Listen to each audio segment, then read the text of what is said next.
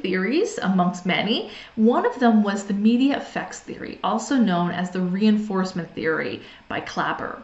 And this theory is the purple circles off to one side. And basically the theory says, don't worry about the media. Teenagers are influenced by their family, their friends, their school, and their religion. And between those four things, the media gets filtered out.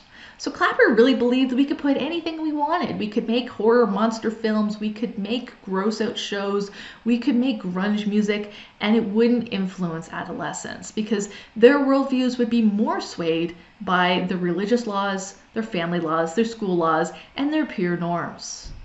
Of course, you may be saying, well, wouldn't their peer norms be influenced by the media? And in adolescence, kids are less connected to their parents than ever, so peers would definitely have more sway than family. And if the peers were also swayed by the media, wouldn't that outweigh it? And so this is the idea that this theory had a lot of criticism. An alternate theory I want to talk about is the media practice model by Steele and Brown. This takes the opposite approach than Clapper. This actually explained how we're influenced by analog media through three mechanisms. First comes selection. Selection is the idea that once we have choice of genre, choice of radio program or radio station, choice of TV channel, choice of different movies to see at the cinema, now we can select something that we want. You can listen to rock music or pop music or country music. Now we can do a second mechanism called interaction. And while we're consuming that media, it might make our heart race, or it might make our heart slow down. It might make us happy or sad. It might make us thoughtful or relaxed, that we are having an interaction with the media.